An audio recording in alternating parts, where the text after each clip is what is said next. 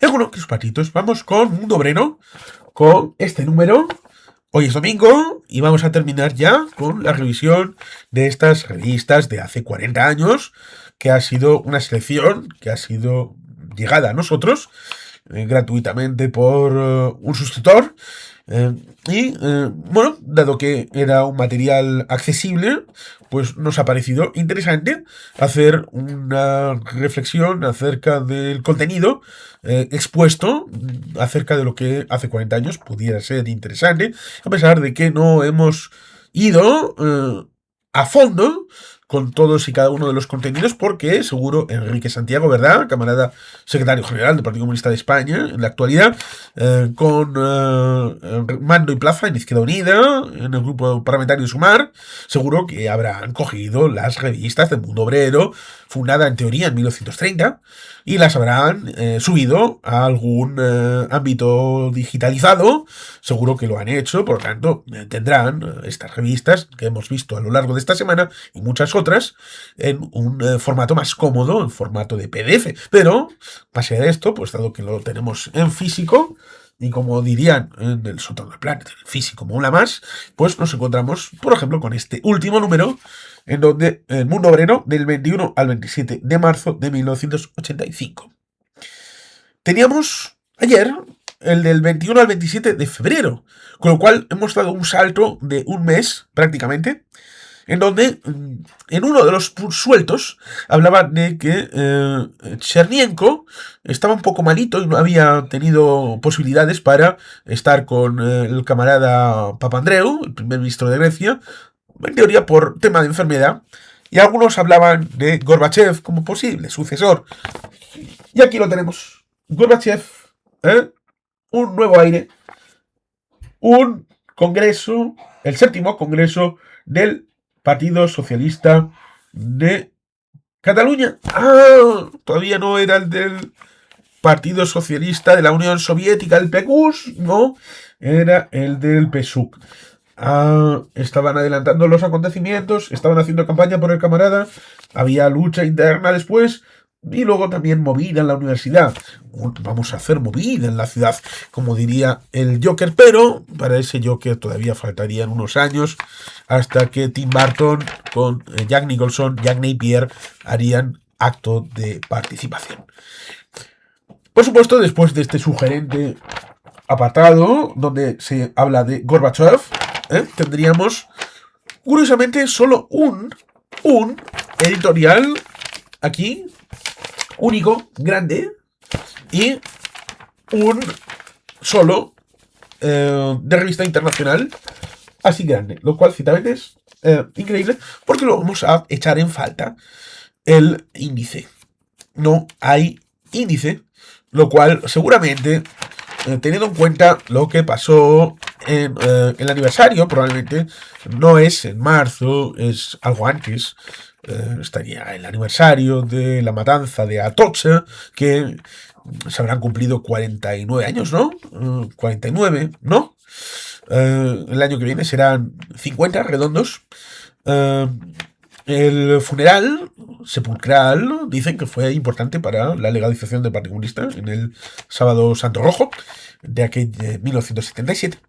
Pues esa disciplina seguramente estará dentro del background de la ausencia de índice de este mundo obrero, en donde quitarle el índice y el guiaburros al lector. El camarada lector sabe perfectamente qué viene dónde y lo está esperando perfectamente sin ningún tipo de necesidad de que viniera nadie a decirle dónde estaban las secciones. Pero bueno, sorprende, porque eso significa que era superfluo el índice. ¿Qué vemos en revista internacional? Le Monde Diplomatique, el imperio del dólar, París, febrero 1985. Prodigiosamente inflado por los gastos militares, algo que remite también a presentismo. El presupuesto federal de Estados Unidos registra un déficit anual de alrededor de 200.000 millones de dólares. Washington no puede cubrirlo sin recurrir al mercado financiero. Esta fuerte demanda contribuye a elevar las tasas de interés que atraen hacia Estados Unidos importantes capitales extranjeros, y la cotización del dólar crece, inflando los precios de las mercancías norteamericanas, las que entonces encuentran cada vez más dificultades para su exportación. Déficit comercial y flujo de capitales tienen una misma causa. El desequilibrio presupuestario en el gobierno de Reagan se niega a reducir mediante un aumento de los impuestos. El déficit comercial de Estados Unidos pasó de 42.700 millones de dólares en 1982 a más de 70.000 millones en 1983, para llegar a unos 100.000 millones en 1984. Félix Rohatyn del banco Lafarge de Nueva York calculó hace unos meses que las tasas de interés elevadas y la fuerte posición del dólar drenarían en 1984 alrededor de 80.000 millones de dólares de capitales extranjeros hacia Estados Unidos.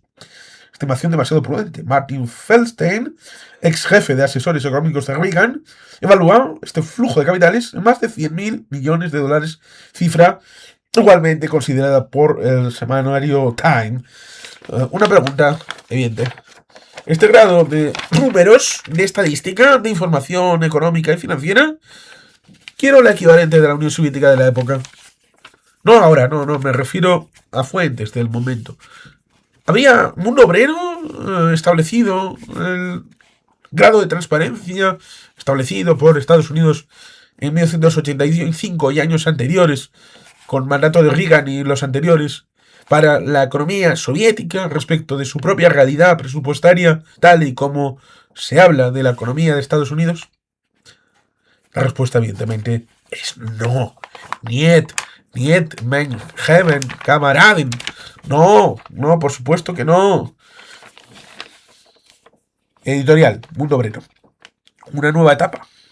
Durante la semana pasada, un doble acontecimiento ha concentrado la atención en todo el mundo. La muerte del camarada Chernienko y la elección del camarada Mikhail Gorbachev como nuevo secretario general del Partido Comunista de la Unión Soviética. Queremos, en primer lugar, expresar, como ya hicieron un mensaje dirigido al Comité Central del Partido Comunista de la Unión Soviética, Dolores Ibárguri y Gerardo Iglesias, nuestro sentimiento por la muerte del camarada Chernienko y a rendirle nuestro respetuoso homenaje como veterano luchador por la paz, el socialismo y el comunismo. ¡Ay, qué pena más grande! Ahí está, el editorial que sigue y sigue y sigue. Y termina. Para Gorbachev nunca se cernió sobre la humanidad un peligro tan espantoso como hoy. La única salida razonable a esta situación es un acuerdo de las fuerzas contrapuestas sobre el cese inmediato de la carrera de armamentos, ante todo nucleares. ¿Será porque no tienen pasta para seguir la carrera de armamentos? ¿Sería por la futura derrota, precisamente, por no poder seguir la carrera? Es alucinante. Quieren la paz porque no pueden hacer la guerra.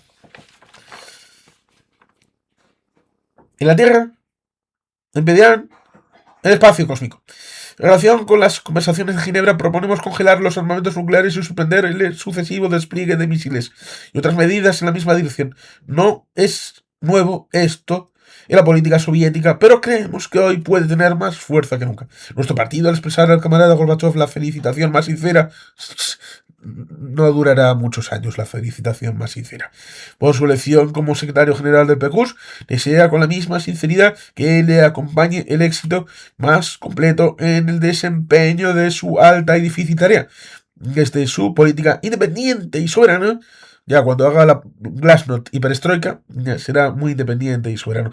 Y de respeto a todos los partidos comunistas, el PCE desea la superación de las dificultades que desde hace más de un año existen en sus relaciones con el PQS y hará todo lo posible por normalizarlas de forma completa. Crónica de la de Chani Pérez Henares, Antonio Pérez Henares. El artículo que abre el con una foto de José Ramón Lasuen, un aliancista en las isobaras de una nueva tormenta político-financiera, La primavera política ha traído algunas lluvias, no al gusto de todos. Son los primeros chubascos de una más intensa caída de agua que no dejan de perfilar en el horizonte. Hay citas electorales. Al margen de los chubascos, a los aliancistas les ha caído encima una temprana tormenta que puede ser de vaso de agua o a lo peor convertirse en gota fría que les arrase el huerto parlamentario. La Suen y Herrero Millón andan por las isobaras. UGT no quiere ir unida a Comisiones Obreras este 1 de mayo, Redondo se niega, el Flick se ha convertido en Gray y los marcos se han vuelto dólares. Bueno, pues ahí hacía su revisión.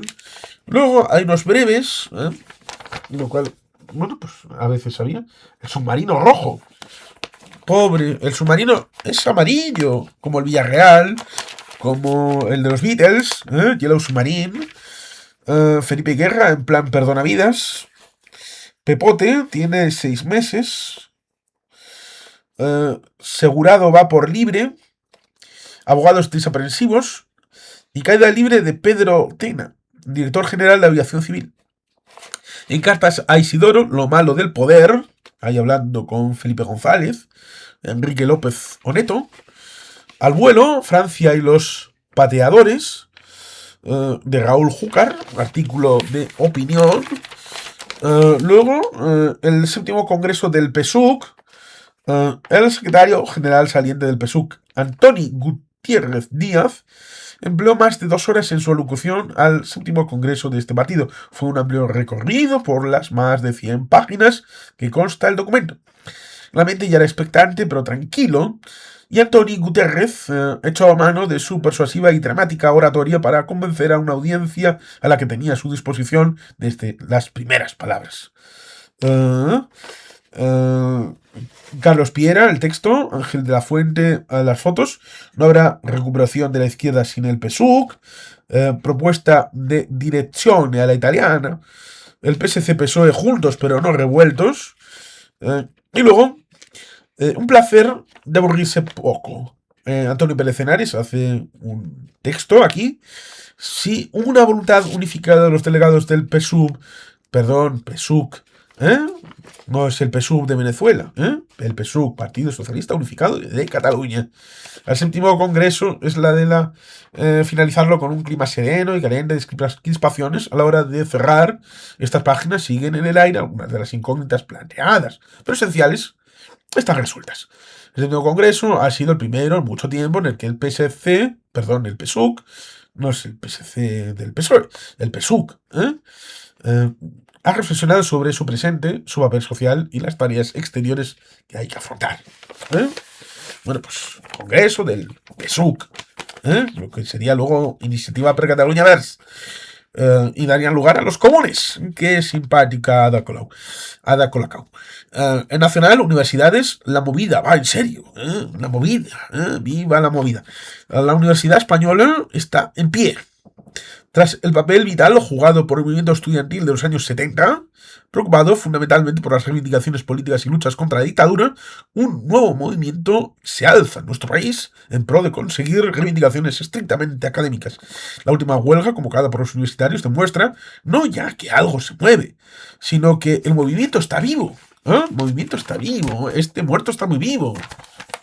Y aquí nos encontramos con un texto de espaldas a la realidad. Por supuesto, esto repetiría el informe Brical y cosas así, que 20 años después de esto pues tendrían su predicamento, donde sería precisamente cosas como el informe Brical objeto de risas y de ataques, como sucede aquí, respecto de este texto de Manuel Jiménez, que era claustral en la UCM por el Colectivo Universitario Democrático de Estudiantes, el CUDE. Bueno, parece que la universidad siempre ha tenido este foco de situaciones en donde parece que, vamos a ver el primer párrafo. La política llevada a cabo por el Ministerio de Educación y Ciencia no contenta a nadie. Demasiadas son las reivindicaciones que la práctica totalidad de los sectores educativos han planteado al Ministerio sin que hasta el momento hayan encontrado eco favorable en las altas instancias administrativas. En este sentido, los estudiantes universitarios vienen presentando un amplio pliego de desacuerdos que están siendo defendidos en las aulas y en la calle por un movimiento estudiantil que comienza a afianzarse. Pero bueno, vamos a lo siguiente. Nacional Córdoba cita antinuclear con el fin de impulsar y facilitar el desarrollo de los movimientos sociales en contra de la tensión de los bloques y en pro de la paz. Se celebra en Córdoba, España, del 28 al 31 de marzo, la segunda Conferencia Internacional de Municipios y Zonas Nucleares, no nucleares. En la presentación pública de este acto, Julio Enguita, alcalde de la ciudad anfitriona, señaló que mientras seamos una voz legitimada por la gente que nos ha votado, seguiremos hablando y nadie nos puede quitar la palabra. Toledo, Sonseca contra las bases, arrecia la protesta por la ampliación de la base norteamericana de Sonseca, la mesa antibase, integrada por diversos colectivos, partidos políticos y sindicatos de aquella localidad y otros 9 pueblos de Toledo, convocó la semana anterior una concentración para exigir el desmantelamiento de las instalaciones militares extranjeras en nuestro suelo.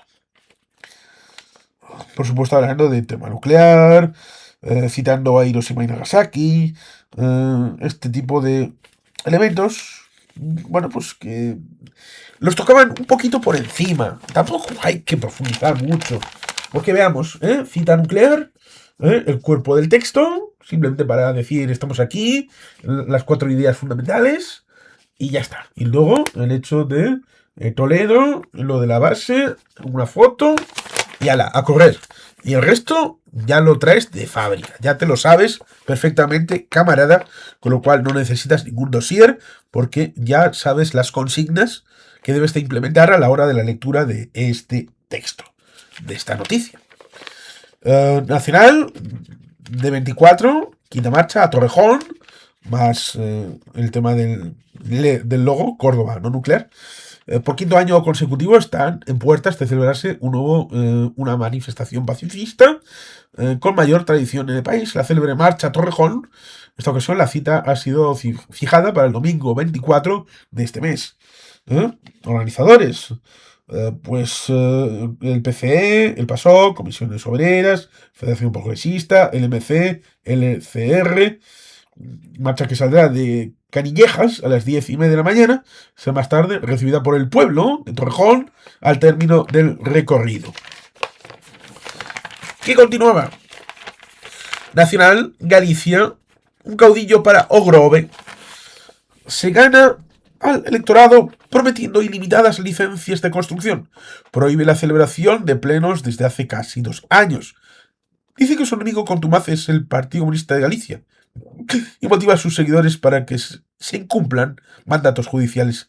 Alfredo Bea Gondar, alcalde aliancista de la villa pontevedresa de Ogrove, fue acusado de delincuente común por el parlamentario comunista Ángel Guerreiro, aunque las grandes irregularidades no preocupan a la Xunta, que sigue apoyando la gestión de un alcalde que gobierna por decreto. Bea es un personaje singular que podría figurar en los Guinness de los récords. Hace casi 24 meses que se niega a permitir la entrada a los sazones del ayuntamiento a un concejal nacionalista. Desde el perdido la mayoría municipal quiere hacer jurar públicamente la Constitución al militante del bloque nacionalista galego, cosa que no ha hecho al resto de la corporación. Bea Gondar hace y deshace a su antojo, controla el dinero, las licencias y la contratación de personal como un auténtico rey sol, y no es precisamente un criterio muy claro el suyo. La oposición, formada por 5 concejales comunistas, 2 socialistas, 1 del BNG, 1 del CDS, además de los 8 de AP. Espera un momento, a ver. 5 concejales comunistas, 2 socialistas, 1 del BNG y 1 del CS, eso son 5, 2, 7, 7 y 1, 8 y 1, 9. Y hay 8 de AP. Eso significa que podrían haberle montado una moción de censura socialistas, BNG, CDS y comunistas. Cierto es que probablemente eso habría sido un cholopone bastante curioso. Y seguramente por eso no se metieron en el embrollo, aunque hubiera una situación más o menos ordenada. Tienen innumerables quejas presentadas, querellas, por malversación, prevaricaciones, diferentes irregularidades, presuntos delitos comunes, que el parlamentario Ángel Guerreiro ha llevado al Parlamento gallego. La mayoría de AP en la Cámara Gallega ha hecho que el asunto quede en agua de borrajas. La Junta sigue mandando a Ogrove sustanciosas subvenciones y presupuestos para que Alfredo Bea las administre a espaldas de la corporación. Congreso FSM de la Federación Socialista Madrileña.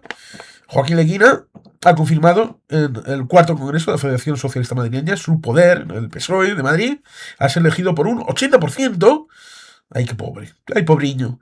De los votos. Izquierda Socialista ha conseguido el 17% de los 68 del Comité Regional con el apoyo del 25% de los delegados. El Congreso transcurrió dentro de una relativa calma, solo alterada por la voz discordante de los críticos.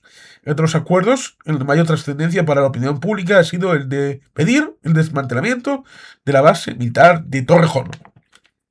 Leguina revalida su poder autónomo. Ahí estaba el Leguina, ahí, delante del micrófono. Joaquín Leguina, que sería, como Joan Lerma en Valencia, presidente hasta el 95. Hasta el 1995. Nacional, fallas valencianas. Curiosamente menciona a Lerma y hay fallas valencianas. Las fallas de Valencia se han ido tal y como vinieron. Los restos calcinados de los 700 monumentos de cartón madera que se han plantado este año en la capital del Turia son ya un recuerdo de la memoria de este pueblo que se ve en las llamas, la culminación máxima de la fiesta. Fallas, a verlas, las hay del norte al sur del país, pero el espíritu fallero no tiene nada que ver con el verdadero sentir de la fiesta. Pólvora, cartón y fuego.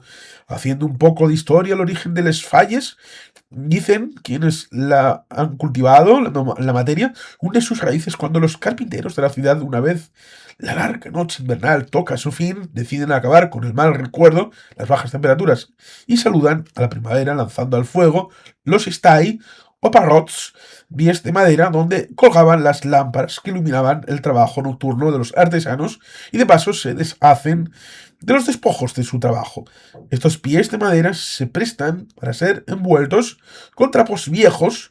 Nace así el guinot o monigote de cartón. Las fallas están servidas. Aquí está el elemento con una foto ilustrativa. Y bueno, pues nuestra bandera habla, curiosamente, no es sino otra revista. Y en esa nuestra bandera, el número 128, habla de, en portada, la crisis en Euskadi, fortalecer el movimiento sindical, por Francisco Javier Muñoz, sobre eso que llaman foralismo. Eso sería curioso. Javier Olaverri, seguramente con una posición crítica y antiforal. En la izquierda vasca, situación y perspectiva, José Luis López Lacalle, que en paz descanse, este fue asesinado por ETA. Mejor no califico, porque evidentemente eso simplemente, que en paz descanse, una víctima de ETA. Y venía de la izquierda, como se puede ver en nuestra bandera. España, porque presentamos una alternativa económica, Nicolás Sartorius.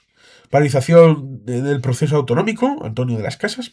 Problemas de hoy, la revolución tecnológica, el futuro y las industrias del futuro, José Ángel Serrano. La revolución tecnológica, un temor, una esperanza, Adolfo Cuesta. Diálogos comunistas, el Congreso de los Comunistas Franceses. Los proyectos apagados, Emile Breton. Movilización contra la crisis, Philippe Houghton. Los comunistas franceses dividen Cruz Quijada, Miguel Flores. Juan Villalba, Pedro Zamora. Dossier política agraria, reflexiones sobre una política agraria del progreso, Salvador Gobé y Tomás García Azcárate. Porque Andalucía necesita una política agraria integral, José Barragán. Un comunista en diálogo con COAG. La frontera, rompecabezas clasista, Gregor McLennan. Cultura, los medios de comunicación de la próxima guerra, Philip Schlesinger. Roberto Rossellini, la renovación permanente, Carlos F. Heredero. La generación de Seifert, Clara Llanes. Y libros, Salud e imperialismo, de Ángel Carlos Carcoma. Ortega, intelectual orgánico de una burguesía inexistente, Francisco José Martínez. E historia, Togliatti, el socialismo y la democracia, Antonio Lorza. Este también pudo evolucionar. En laboral, una multinacional en Almusafes. Después de 10 años de funcionamiento de la factoría Ford España, se ha producido la situación más tensa de su historia, con motivo de la firma del convenio laboral para 1985. Las 10.000 personas que acudieron a la manifestación del pasado viernes 8 de marzo por el centro de la ciudad de Valencia, ante la convocatoria del comité de empresa, pone de relieve la capacidad organizativa de los trabajadores y en especial de la Central Sindical Comisiones Obreras del País Valenciano, que ha sabido recoger las aspiraciones de este importante colectivo. La robotización como elemento de fondo. Un pequeño breve, que creo que es interesante el mencionarlo. Uno de los principales temas debatidos en la conferencia de trabajadores de la multinacional Ford en Europa, celebrada en la ciudad inglesa de Liverpool, la progresiva implantación de robots, la cadena de producción, la factoría de Almosafes, donde se ha instalado unos 80, y a finales del próximo año se espera que la cifra se incremente de una forma considerable, centenar y medio, 150. Lo más significativo del caso es que por cada autómata instalado habrá de perder su trabajo de 3 a 5 trabajadores. Las negociaciones de los convenios, la situación de los obreros dentro de la empresa, la reducción de la productividad y sobre todo la solidaridad de los sindicatos europeos, en todos estos aspectos fueron debatidos ampliamente en las jornadas celebradas en esta ciudad inglesa, donde el movimiento obrero ha tenido una singular historia a lo largo del siglo XX. Resulta curioso porque esto liga con sabots, los sabotajes, con luditas y siglo XVIII y siglo XIX. Y resulta curioso porque me pregunto, desde el presente, cuando se habla de que la inteligencia artificial y ciertos robots en el tiempo actual, roboces, se les exija a las empresas cotizaciones a la seguridad social por esos roboces, me pregunto si estos roboces de Almusafes hubo alguien que pensó, si se ponen 80 roboces, si se ponen 150 roboces en un periodo de tiempo cercano, que ellos coticen a la seguridad social como esos empleados que están en Almusafes dentro del mismo baremo que hay en el convenio colectivo. ¿Alguien lo planteó así? Es una pregunta que me hago porque alguien ahora parece que está planteando algo así para que ese dinero nutra la caja de la seguridad social para el tema de las pensiones en el momento actual y en el momento futuro de los trabajadores que pueda haber respecto del momento actual y del momento futuro, cuando los que hoy estarían trabajando al lado de estos roboces lleguen al momento de la posible jubilación en el caso de que puedan tener la suerte de llegar con vida. Es una pregunta que creo que es razonable, porque si hace 40 años hubo este tema, que está bien, echar la mirada atrás, cuando se hace presentismo, ciertamente, cosas que podemos pensar que son novedad hoy, pues igual en el pasado estaban, e incluso puede que soluciones hipotéticas del momento actual, puede que ya se plantearon en aquel momento. Y si no se ejecutaron, pues habría que mirar a ver por qué pudo ser. O igual no se les ocurrió, no hay que prejuzgar. Siguiente laboral, Peugeot Talbot, desde hace unos meses, el grupo francés PSA, que engloba las marcas Peugeot, Talbot y Citroën, con un fuerte el marco de implantación en nuestro país, viene negociando con el Ministerio de Industria la estrategia industrial que la multinacional PSA quiere para las factorías de Citroën Vigo y Talbot en Villaverde. Es interesante la historia que cuenta, por ejemplo, el Corralito Foral, ese libro que está ahí, hablando de Citroën Vigo, que en teoría iba a ir en Navarra. Y los navarreros, los que en primer momento estuvieron en torno a UCD y luego acabaron creando UPN, fueron los que se dejaron embaucar y robar la factoría de Citroën que acabó yendo a Vigo. Es una historia interesante, que no vamos a referirnos más ahora mismo. Pero bueno, laboral, vivienda, la mortaja de cemento, la realidad de la construcción puede con cualquier estadística y proporciones de buena voluntad. Un déficit de 3 millones de viviendas en todo el estado. ¿A qué os suena también? A presentismo, ¿verdad? Un déficit de 3 millones de viviendas en todo el estado y un sector con más de medio millón de trabajadores en paro. Sin prisa, los presupuestos se desplazan a programas de defensa, otra vez presentismo, y demás historias. Y entre tanto, los españoles siguen esperando.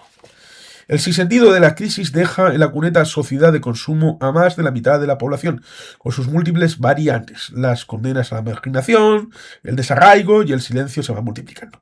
Las viviendas sociales andan quebradas por la falta de presupuesto.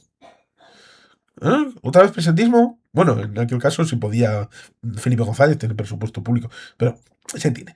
Y el problema se dota de una doble vertiente. La falta de dinero lleva a aumentar el paro, con un colectivo aproximadamente del 36% sin empleo, y a mantener en mortajas inhabitables a miles de ciudadanos. Entre tanto, los presupuestos se gastan en defensa. Dinero para defender a un país de pobres. No se sabe bien si de un enemigo externo o de sí mismo. El exilio urbano, la uva de Vallecas, con el campo, es como otra multitud de barrios en toda España, la más dura muestra del abandono y el silencio, llegados con las primeras migraciones a la ciudad y confinados en la periferia del mundo. Aquí habría algunas fotos de una señora, hay de un muchacho ahí con el fumete, ¿eh? El fumeque, y unos churumeles en la parte de abajo. Bueno, tema vivienda, un tema ciertamente de cierta actualidad. Laboral, venta ambulante. Venta ambulante. Curioso con aquí fotos a color, colorín, con esta situación de los mercadillos. Aquí, en este caso, han podido coger unos calcetines. Podrían haber puesto unas bragas, unos sujetadores y unos calzoncillos. ¿Eh? Forman una gran familia, cuyos orígenes se remontan al nacimiento mismo del comercio, a las caravanas persas, al trueque. Mercadillo, un día de sol, es un sitio fascinante. Ellos saben más que nadie de los secretos de la compraventa. Trabajan de sol a sol y llevan el traje de los domingos entre sus trastos para hacer las múltiples gestiones que les permitan seguir teniendo un hueco en este sistema consumista, pero cada día más monopolizado. Valen 1 billón al año.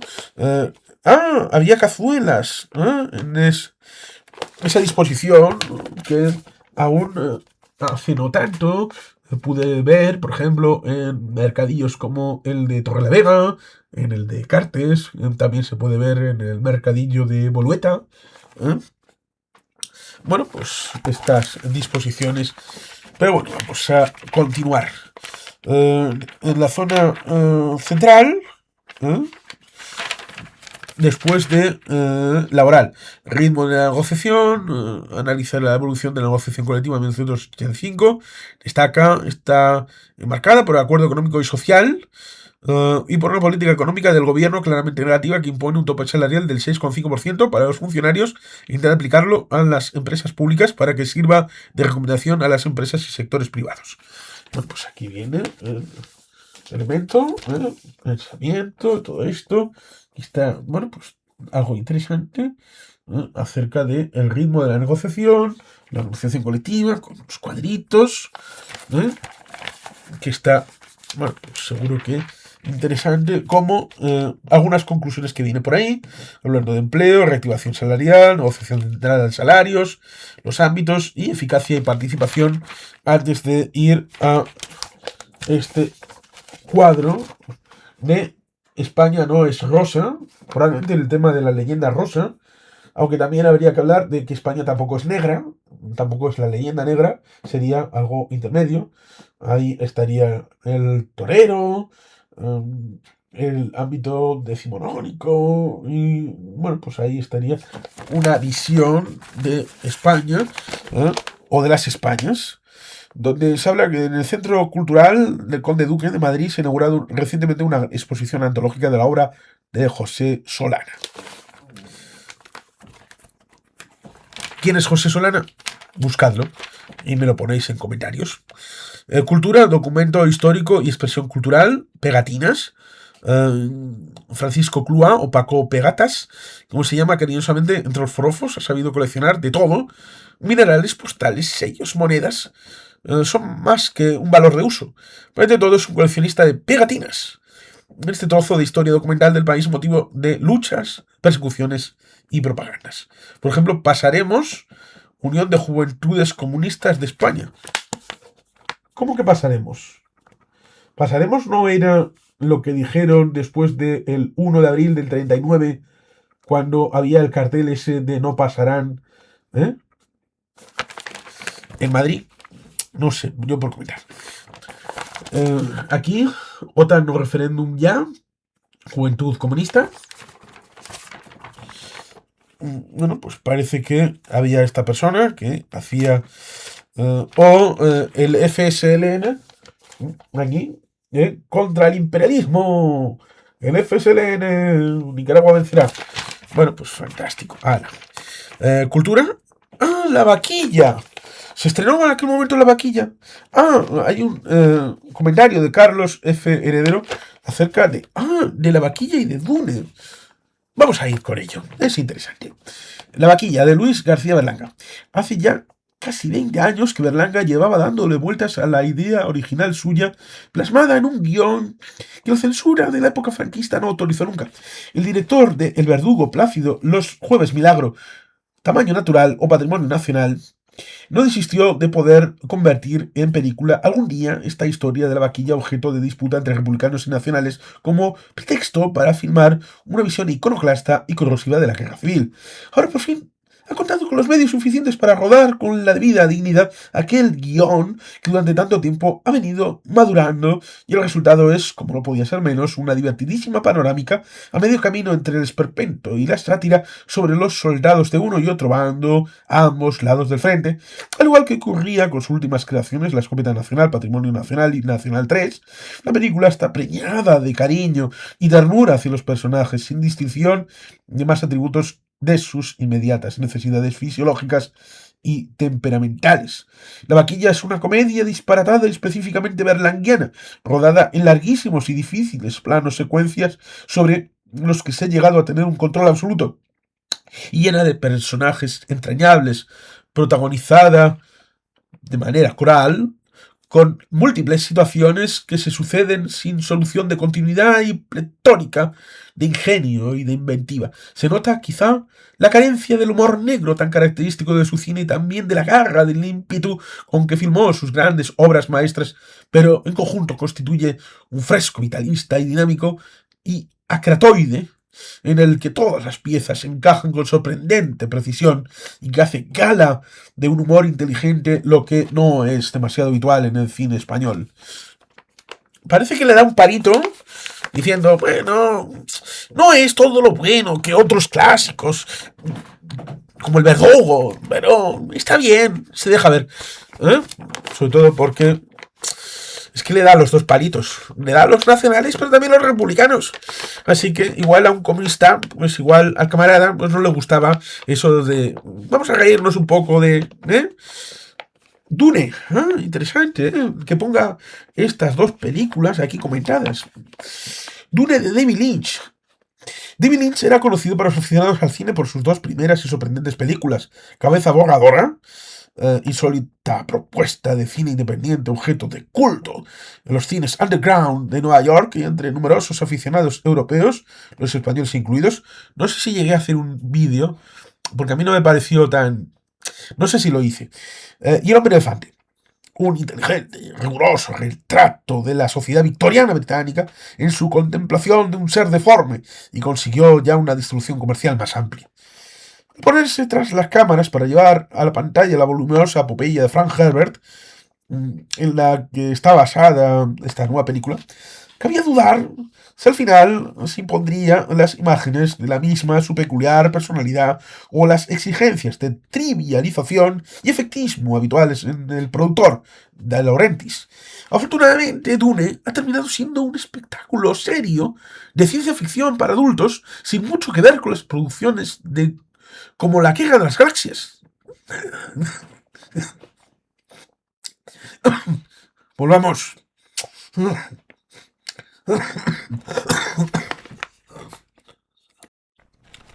Ay, volvamos a leerlo. Ha terminado siendo un espectáculo serio de ciencia ficción para adultos sin mucho que ver con producciones como La Guerra de las Galaxias. Se están tirándole un palito a George Lucas, Star Wars. Y ya había estrenado la trilogía, en el 80, el retorno con el Imperio Contraataca y la situación de remache final en el 83 con el retorno del Jedi. Más orientadas hacia el terreno de la aventura y con evidentes connotaciones con el mundo infantil. O sea que La Guerra de las Galaxias es un mundo infantil y Dune es mundo adulto. Todo se ha dicho sin detrimento alguno para la consideración crítica de al menos su primer episodio de la serie. Es decir, salva el episodio 4 y le echa palitos al episodio 5. Resulta curioso, ¿eh? Curioso. A lo largo de la historia de la crítica han pasado cosas como estas. Volvamos a verlo. La Guerra de las Galaxias más orientada hacia el terreno de la aventura y con evidente connotación en el mundo infantil. Todo se ha dicho sin detrimento alguno de la consideración crítica de al menos el primer episodio, el episodio 4. Dune es una película que ha debido hacer un considerable esfuerzo de síntesis narrativa, lo que ha obligado a condensar su complicada trama argumental hasta convertir el material de partida en apto para un guión de cine.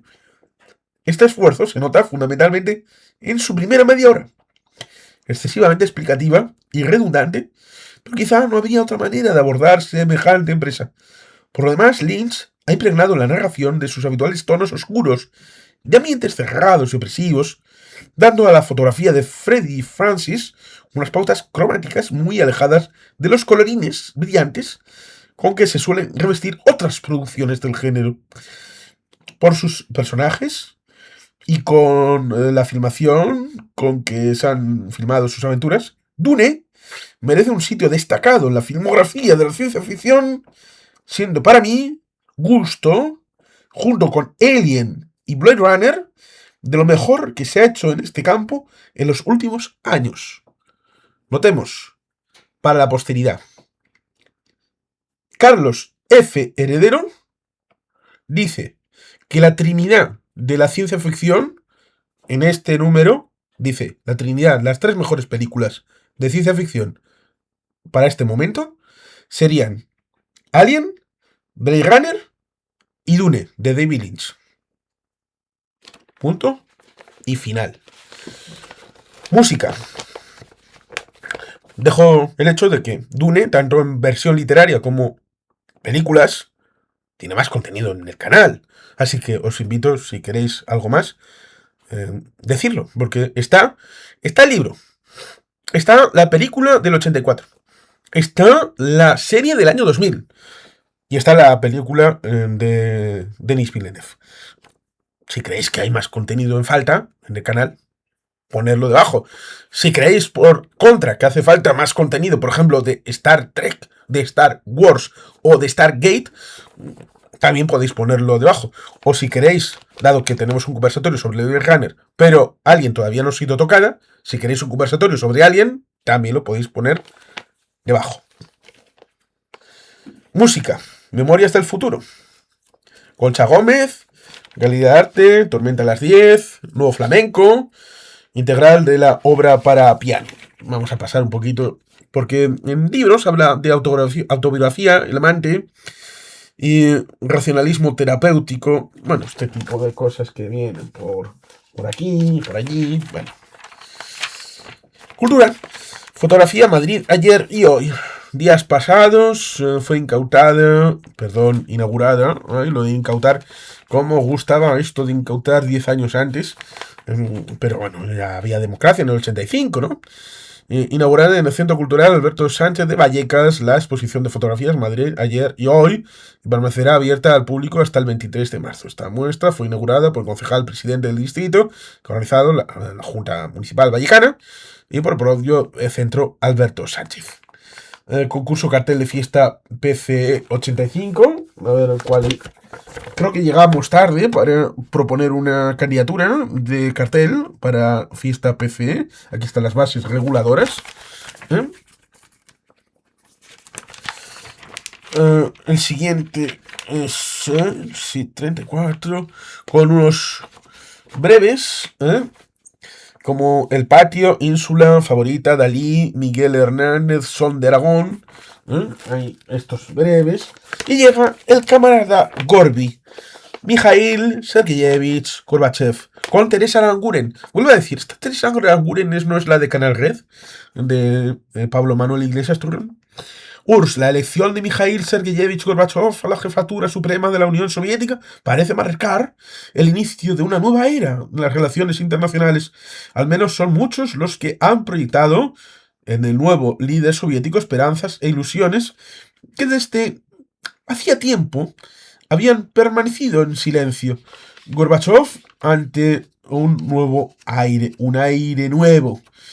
La general simpatía con la que los medios occidentales han acogido la elección de Gorbachev como nuevo líder de la Unión Soviética no exenta, sin embargo, de la habitual tendenciosidad. La prensa occidental, hasta cuando parece halagar a la Unión Soviética, aprovecha para criticarla.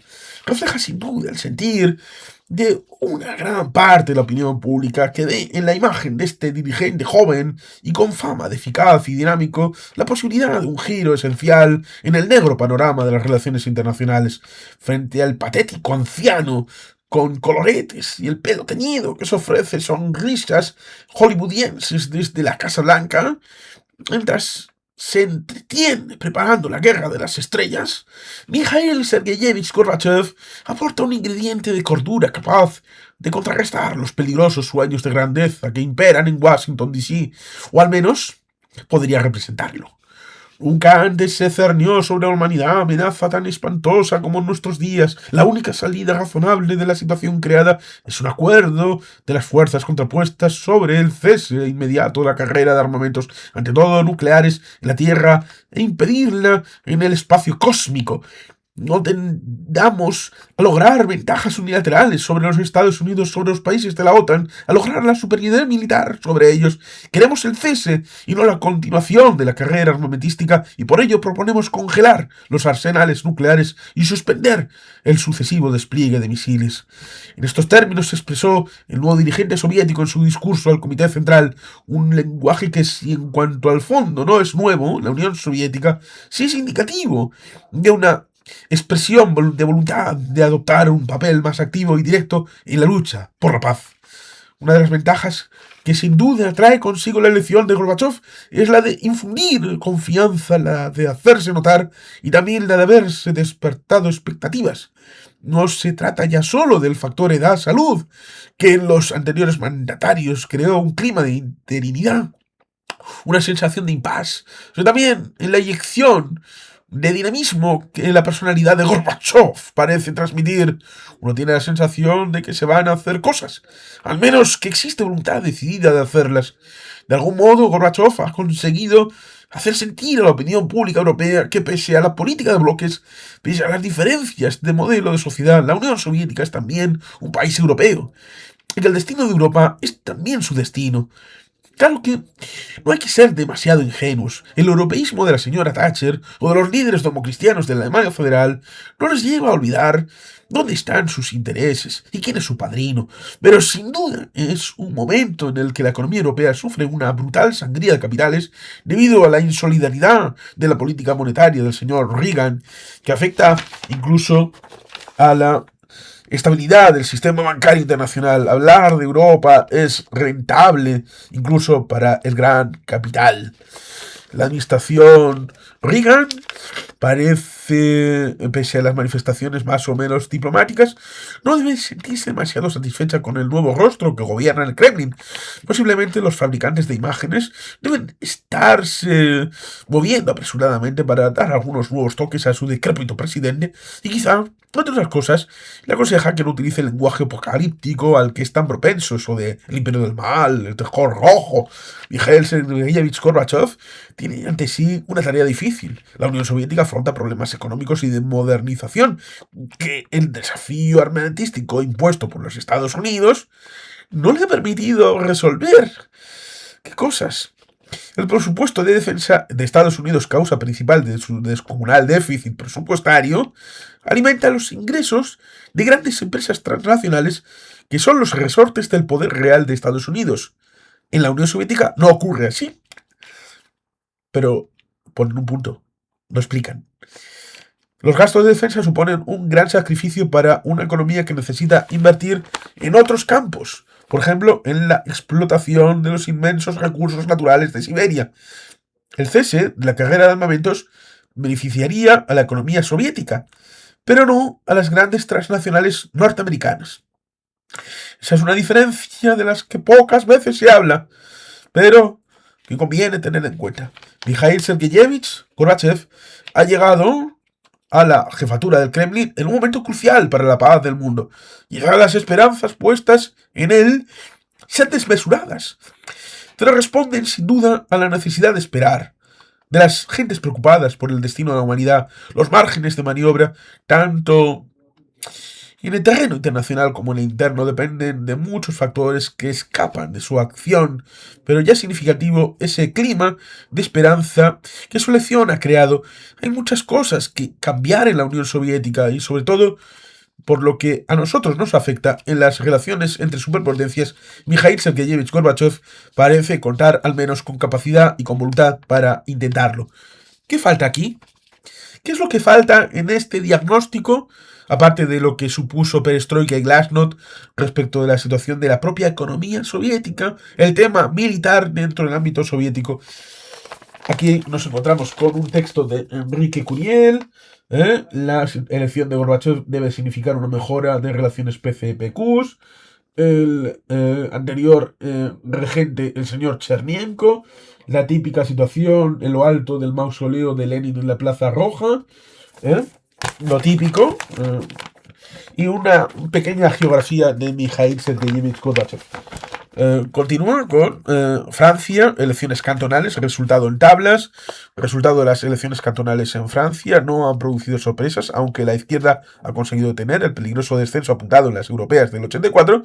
La oposición de derecha se aparece como una fuerza mayoritaria frente a un gobierno que ya no es el de la unión de la izquierda. En Grecia, hacia las elecciones anticipadas, la retirada de apoyo de Karamanlis por parte de Papandreou abre una nueva etapa en la política griega. Por una parte, desaparece el principal soporte de la derecha en la presidencia, así como la fuerza más influyente de la política atlantista en el país. Con la propuesta de Startakis para la presidencia, el PASOK cuenta con el apoyo de los comunistas, con representación parlamentaria de tendencia prosoviética y con algunos diputados independientes. Pese a todo ello, parece que Grecia tendrá elecciones legislativas anticipadas. Francia y Grecia, interesante como aporte desde ese momento de marzo del 85. El Líbano, el 11 de marzo, los tanques de Chahal, ejército de Israel, penetraron en Zrayie, al noreste de Tiro. Se trataba de una operación para represalia por el atentado del día anterior en el que el conductor suicida había causado la muerte de 12 soldados israelíes en una de las calles de Zariye. El vehículo de 5 ocupantes queda aplastado por un tanque. El terror se adueña de la aldea. Publicidad, curiosamente, habla de que Hungría le espera. ¿Quién haría un turismo en Hungría? ¿Quién podría hacer turismo en Hungría en abril de 1985? Es una pregunta que lanzo al aire. Parlamento Europeo, llamamiento para el ingreso de España. Irán-Irak, continúa la guerra del Golfo. La guerra del Golfo, la auténtica, era esta. Luego utilizaron el nombre para la guerra del 90 al 91, pero la del 80 al 88, la guerra del Golfo, era esta que estábamos hablando. Y que tiene su ramificación, aunque tenemos algún vídeo explicando qué es la conexión que hay entre esta guerra del Golfo y la otra guerra del Golfo, que fue objeto de la coalición internacional, no de Estados Unidos, sino del Consejo de Seguridad de Naciones Unidas, cosa que normalmente se suele olvidar. RCA, victoria de la izquierda en las regionales. Y Sáhara, Hassan II en el Ayun. Por primera vez en la historia de Marruecos, Hassan II visitó el Ayun, capital del Sáhara, en un gesto simbólico de su poder sobre estos territorios por los que la República Árabe Saharaui Democrática, la RASD, continúa dando la batalla. El monarca alauita realizó un largo recorrido por las provincias que él considera mis territorios saharianos, reafirmando así su intención definitiva de anexión en los territorios de esta zona del desierto. Este viaje, considerado por Argelia como una provocación, ha tenido como telón de fondo las continuas acciones del Frente Polisario realizadas en distintas zonas del desierto. Y en la zona de televisión, pues vemos, por supuesto, las propuestas que debe ver el camarada del Partido Comunista. La columna Candy, angustia gratuita innecesaria, lo que daba la televisión en aquel momento, del viernes 22 al jueves 28, en primera y segunda cadena, no ponían lo que venían las autonómicas, como si no existiera. Resulta interesante las películas de la semana. Viene Faldas de Acero de 1956, Odessa, que fue una novela previamente, luego se hizo en 1974 la película con Ronald Neame, con intérprete John Boyd, Maria Schell, Maximilian Schell, Derek Jacobi, una película bien interesante. Divorcio de la italiana, Marcello Mastroianni, una película divertida. Currito de la Cruz, una película española, 1948. El bar de Max, una película seguramente olvidada, de 1980, de Richard Donner, el Donner de, por ejemplo, Superman, o de Arma Letal, con John Savage, entre ellos. Viva Italia, de 1960, de Roberto Rossellini. Bueno, era una época en la que había poca cadena, las dos generales y las autonómicas, pero bueno, se metían entre medias pues algunas propuestas de programas, de películas, de series, que bueno, pues estaban bien a la hora de verlo. Por ejemplo, había el programa La Clave, que hacían una película y luego el debate del tema propuesto, y después viene el tema de la agenda. Un solo partido, una sola dirección, una sola política, un solo partido, todo aquí resulta curioso. Esto de un solo, ¿eh? Siempre me acaba sonando en la cabeza Ein Volk, ein Reich, ein Führer. Siempre me suena lo mismo. Pero bueno, esto de la unidad a veces viene bien, supongo. Desde el jueves 14 se han celebrado centenares de reuniones en toda España para debatir los acuerdos del Comité Central. En todas ellas, dos características comunes: apoyo masivo a los acuerdos del Central, que se termine en las prácticas de la minoría, y unidad. La participación y reflexión ha sido otra nota destacada en este mensaje. Resolución de las juventudes, de la Unión de Juventudes Comunistas de España. Extremadura, Castilla-La Mancha, León y Castilla, Asturias, Madrid, Murcia, Alicante, Andalucía. La respuesta ha sido total. Con la verdad por delante, de Luis Lucio Lobato, el presidente de la Comisión Cultural de Garantías, presidente de la Comisión Central de Garantías y Control. Mucha garantía, mucho control, ¿cuál de las dos? Reacciones a una propuesta. Hasta la sede del PC continúan llegando cientos de telegramas como reacción a lo acontecido en el transcurso de la reunión del último comité central celebrado. El apoyo, los acuerdos tomados es unánime. Los textos que os reproducimos son un botón de muestra. Tribuna abierta. Francisco Pérez, miembro del comité ejecutivo del PCA y secretario de organización de CP de Córdoba. Carta a Santiago Carrillo. Camarada Santiago, ahí comienza. Parece que había algún problema entre Santiago Carrillo, uno de los 4 diputados obtenidos en el 82, y la dirección. Luego montaría su chiringuito y acabaría derivando en los aledaños del Partido Socialista, el camarada Santiago Carrillo. Cosas de la historia. Recordemos que fue líder de Juventudes Unificadas en el año 39. Estuvo ligado al tema de Paracuellos. Estaba el tema también del golpe que el coronel Casado hizo con su padre Venceslao Carrillo. Bueno, este tipo de cosas que había por ahí. La biografía siempre apasionante de Santiago Carrillo, como la de Dolores Ibárruri o algunos otros que estuvieron en la órbita del Partido Comunista. En Agenda Libre también esta tribuna ante la Conferencia Nacional del PCE de Francisco Fernández Caballero, que no dice quién es, pero bueno, ahí pone el texto. En la agenda, aquí viene el número 49 de ayuda para amortizar la deuda electoral del PC, que probablemente sería la última, tal vez, porque luego al lateral viene Valdivia Badajoz, una agrupación modelo, importante recuperación en Gerena, y la agenda, pues entrega de carnés nuevos en Sevilla, apoyo del PSUC al informe del Comité Ejecutivo, reunión del Comité Ejecutivo de la UJCE, boletín de suscripción a Mundo Obrero, y pues la de cartas a los amigos de la tele y los problemas de la universidad, carnet recién estrenado, equívoco soberbia, Carrillo, déjanos vivir y reponerte. Y aquí empiezan los motores para el llamamiento a la fiesta del PC 85. Ven a la fiesta por la izquierda, que ese sería el lema. Ven a la fiesta, coma, por la izquierda, que ese sería el lema ahí con el pajarito de la paz.